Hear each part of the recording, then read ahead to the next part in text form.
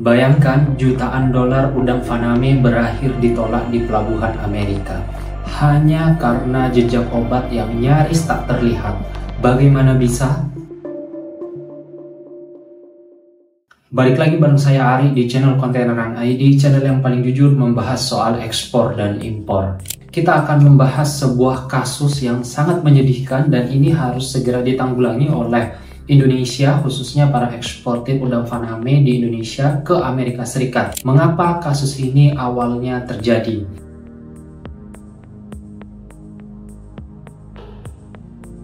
Nah, pada Oktober 2018, FDA menolak 2 entry line udang Indonesia karena positif nitrofuran dan chloramphenicol. Dan penolakan pertama bahkan sejak 2016, menurut arsip dari SSA. Pada Juni 2023, Mega Marine Pride 1 entry line ditolak karena veterinary drugs residue, mengandung juga nitrofurans. Dan penolakan antibiotik Indonesia pertama sejak 2018. Kemudian di Oktober 2024, FDA menambah PT Timur Laut BMS Food ke impor alert 16124 karena enrofloxacin dan oxytetracycline langsung wipe atau detention without exempt. Nah, di Januari, kasus yang terbaru 2025, belum ada antibiotik tapi 8 entry line udang Indonesia ditolak karena short weight dan salmonella.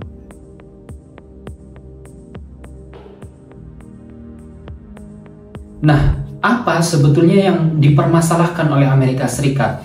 Tentu yang pertama adalah antibiotik terlarang dan residu. Kandungan nitrofuran baik itu AOZ, AMOZ, SEM, dan AHD itu toksik dan karsinogenik. Kemudian kandungan kedua adalah chloramphenicol, di mana ini harusnya zero tolerance di Amerika Serikat dan juga di European Union. Kemudian kandungan ketiga yang menjadi masalah adalah fluoroquinolone atau enrofloxacin dan juga tetracycline atau oxytetracycline. Nah, ini dilarang untuk udang konsumsi untuk manusia di Amerika Serikat. Nah, dari mana residu-residu ini berasal? Yang pertama pasti dari pakan dan water treatment. Petambak kerap mencampur oxytetracycline atau enrofloxacin untuk mencegah fibrosis dan EMS di fase DOC. Yang kedua, hatchery stage, yaitu larva yang disteril memakai OTC dan juga withdrawal period yang diabaikan. Yang ketiga, asalnya dari medicated feed carryover atau alat pakan atau penampung tidak dibersihkan. Asal yang keempat adalah cross-contamination processing, slurry and rinsing water yang tercampur. Nah, studi laboratorium menunjukkan enrofloxacin dan metabolitnya masih terdeteksi pada udang faname hingga 16 hari pasca pemberian pakan berantibiotik.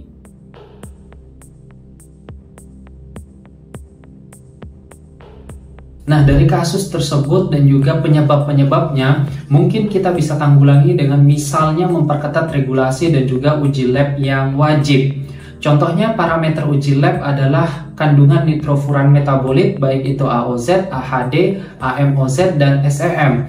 Ini kalau di Amerika berdasarkan FDA-nya harus non-detected atau maksimum kurang dari sama dengan 0,5 ppb. Parameter uji yang kedua adalah chloramphenicol dan ini harus 0 ppb atau zero tolerance. Nah, parameter yang ketiga adalah oxytetracycline atau tetracycline lain dan ini batasnya maksimum 100 ppb atau pada action level. Dan yang keempat adalah fluoroquinolone atau enrofloxacin dan juga ciprofloxacin dan ini maksimum menurut FDA kandungannya adalah 2 ppb. Dan yang terakhir adalah salmonella, di mana menurut FDA ini harus non-detected atau tidak terdeteksi per 25 gram. Dan pastikan hasil uji labnya tersertifikasi KAN ISO 17025 dan hasil diterbitkan dalam Certificate of Analysis dalam bahasa Inggris.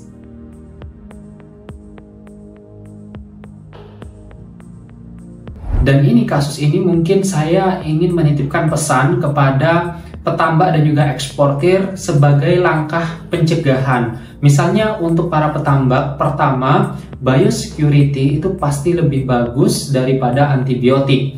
Jadi gunakan probiotik, pergola plankton, dan juga manajemen air sehingga bisa mengurangi mortalitas tanpa obat. Yang kedua, adalah catatan pemakaian obat. Jadi jurnal harian mengenai dosis, tanggal, dan juga supplier harus tercatat dengan baik. Dan yang ketiga adalah withdrawal period, di mana 500 degree day atau kurang lebih 18-20 hari pasca terapi sebelum panen.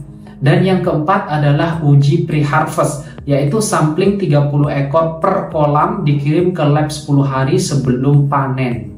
Dan kemudian pesan lain kepada para eksportir atau prosesor. Nah, teman-teman eksportir dan prosesor bisa melakukan langkah-langkah untuk pencegahan atau preventif. Misalnya seperti yang pertama, supplier approval program, yaitu audit kolam dan hatchery, buat negatif list petambak yang gagal tes. Kemudian yang kedua, para eksportir atau prosesor bisa melakukan incoming sampling, yaitu setiap lot 2 ton bisa rapid test ELISA, mengkonfirmasi LC-MS atau MS jika positif. Nah, yang ketiga bisa dengan segel rantai dingin, yaitu hindari cross contamination di bak es dan air rendam. Kemudian yang keempat bisa lakukan compliance check, yaitu bandingkan hasil lab internal dengan import alert 16124 atau 127 atau 129 sebelum pengapalan.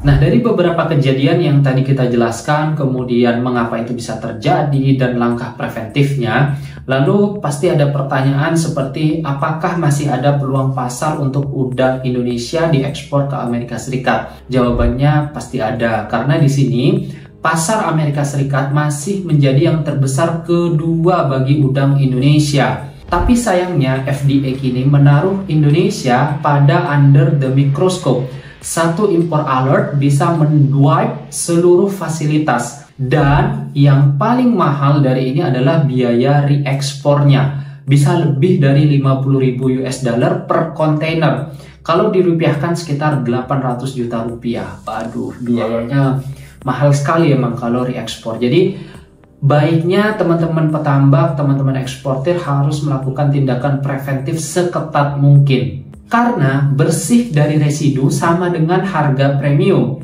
Saya mendengar kabar beberapa importir rela membayar lebih mahal 0,3 dolar per kilogram untuk COA yang bebas nitrofuran. Jadi intinya di sini udang kita tetap bisa kok juara di pasar global, asal kita semua para stakeholdernya, baik itu petambak, eksportir, pemerintah, dan lain sebagainya, disiplin zero antibiotik. Nah, kalau misalkan teman-teman masih ada pertanyaan soal video ini dan mungkin kasus-kasus udang yang saat ini sedang rame, nah kalian bisa tuliskan di kolom komentar, nanti kita bisa diskusi di sana. Tapi jangan lupa untuk like, comment, and subscribe, serta share video ini agar lebih bermanfaat untuk banyak orang lagi. Dan jangan lupa klik subscribe dan bunyikan loncengnya. Share kepada para petambak dan eksportir udang Fanami. Terima kasih sudah menonton video kami. Sampai jumpa di video berikutnya, and bye.